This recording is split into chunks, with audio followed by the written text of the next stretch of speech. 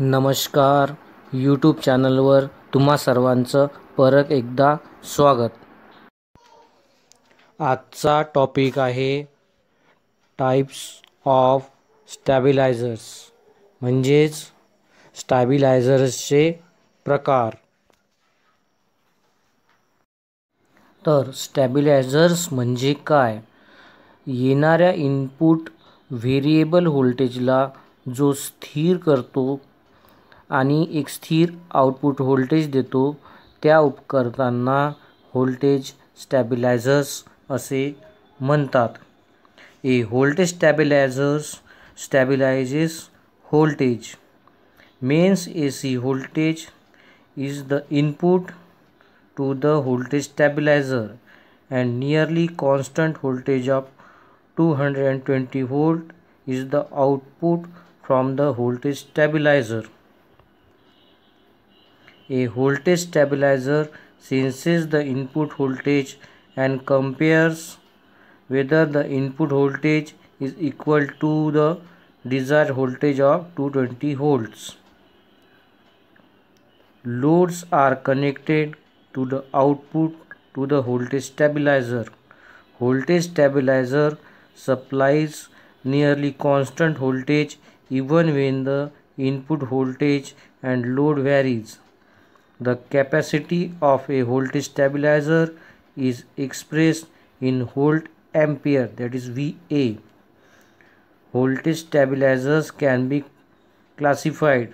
Voltage स्टॅबिलायझरचे प्रकार खालील प्रमाणे मुख्य प्रमाणे आहेत. 1. Manual voltage stabilizer. 2. Automatic voltage stabilizer. 3. Constant voltage transformer म्हणजे CVT. Number 4. Servo voltage stabilizer. तर आपण आता एक एक करून ह्या सर्व प्रकारच्या स्टॅबिलायझरचे मुख्य प्रकार बघू.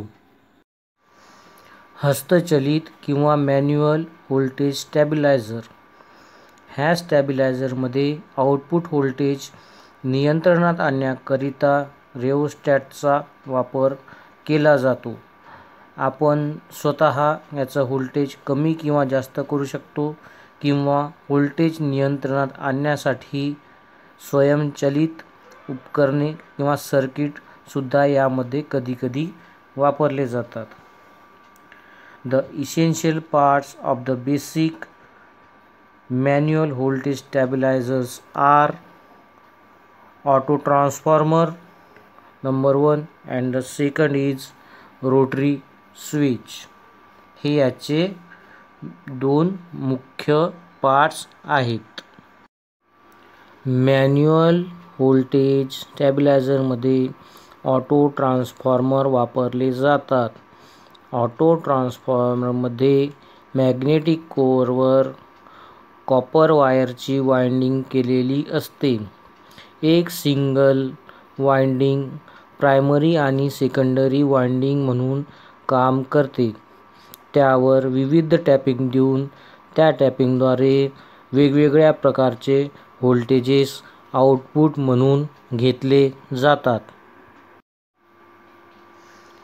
हस्तचलित स्टॅबिलायझरमध्ये दुसरा महत्त्वाचा घटक आहे तो म्हणजे rotary switch.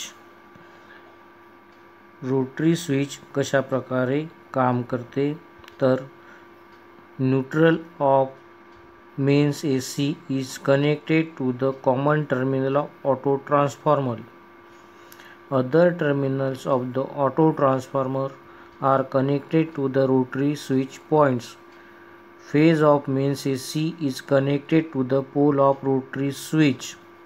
Output is taken from the some point of the rotary switch. तसेच ह्या प्रकारच्या स्टॅबिलायझरमध्ये इनपुट आणि आउटपुट व्होल्टेज दर्शवण्याकरिता व्होल्टमीटरचा वापर केला जातो. स्टॅबिलायझरचा दुसरा प्रकार आहे ऑटोमॅटिक किंवा स्वयंचलित व्होल्टेज स्टॅबिलायझर.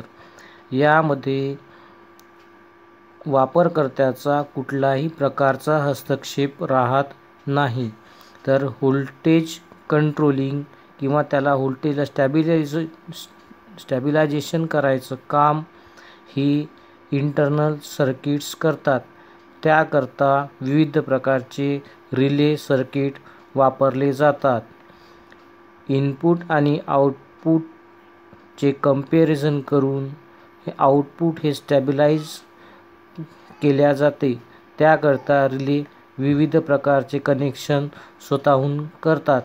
त्यामुळे याला ऑटोमॅटिक व्होल्टेज स्टॅबिलायझर असे म्हणतात. यामध्ये पुढील महत्त्वाचे पार्ट्स वापरले जातात. 1 number auto transformer, 2 number relay switches, 3 number relay driver circuit, 4 number control circuit, 5 number low voltage power supply आणि 6 नंबर त्याला लागणारे विविध प्रकारचे ॲसेसरीज. तिसरा प्रकार आहे constant voltage transformer. The capacitor is connected in parallel with the primary winding and the inductor is connected in series with the primary winding of transformer. Output is taken from the secondary. The working of a CVT is based on ferroresonance. Ferroresonance is an interaction between capacitor and iron core inductor and occurs when the capacitive reactance is equal to the inductive reactance. Further change in current in primary does not result in change of magnetic flux in transformer core, and hence secondary voltage remains relatively constant. Thus the CVT works. स्टॅबिलायझरचा चौथा प्रकार म्हणजेच सर्वो voltage stabiliser. आकृतीमध्ये दाखवल्याप्रमाणे सर्वो voltage stabiliser दर्शविले आहे. यामध्ये एक buck boost transformer व एक व्हेरिएबल ट्रान्सफॉर्मर जोडलेले असतात. व्हेरिएबल ट्रान्सफॉर्मर सर्वो मोटरला जोडलेला असतो. बाहेर येणारे व्होल्टेज सतत इलेक्ट्रॉनिक सर्किटच्या साहाय्याने निरीक्षणाखाली असते. म्हणजेच यामध्ये एक प्रकारे क्लोज लूप सिस्टीम वापरली जाते. त्यामुळे लक्षात येते की व्होल्टेज योग्य आहे की नाही. जर व्होल्टेजमध्ये काही बदल असल्यास ह्या व्होल्टेजला एका सर्किटद्वारे बदलले जाते. हे नियंत्रक व्होल्टेज सर्वो मोटरला आवश्यक दिशेत फिरवून बाहेरील व्होल्टेज व्यवस्थित करते.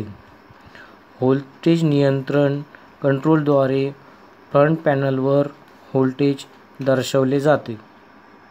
धन्यवाद.